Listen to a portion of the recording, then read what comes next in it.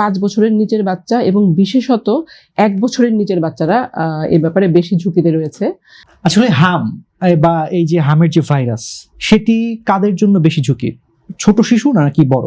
আর আমরা যেমনটি জানি যে শিশুরাই বেশি আক্রান্ত হয় এই হামে, এটির পেছনে আসলে কারণ যদি একটু ব্যাখ্যা করতেন।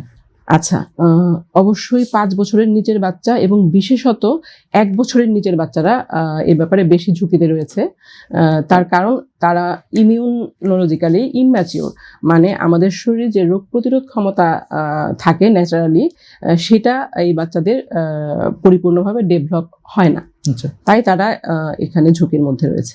আপনার কাছে এবারে জানতে চাইবো যে বয়স্ক এবং প্রাপ্তবয়স্কদের যে হামের যে প্রভাব, সেটি আসলে শিশু থেকে কিভাবে ভিন্ন হয় বা ভিন্ন হতে পারে কিনা সে বিষয়ে একটু বলবেন। হাম হতে পারে, তবে যদি তারা কোনো ক্রনিক ডিজিজে ভুগেন কিংবা হচ্ছে গিয়ে ম্যালনারিশ, ইউজুয়ালি যারা হচ্ছে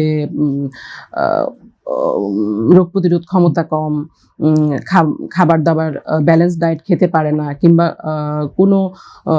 এমন কোনো অসুখে ভুগছেন দীর্ঘদিন, কিংবা এমন কোনো ওষুধ নিচ্ছেন যেগুলো আমাদের শরীরের রোগ প্রতিরোধ ক্ষমতাকে কমিয়ে দেয়, তাদের ক্ষেত্রে হতে পারে।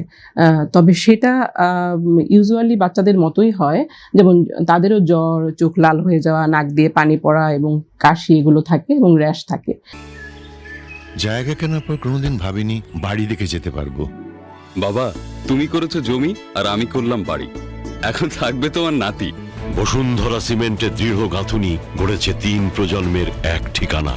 শক্তির মানদণ্ডে উত্তীর্ণ বসুন্ধরা সিমেন্ট। বসুন্ধরা সিমেন্ট, প্রজন্মের বন্ধন।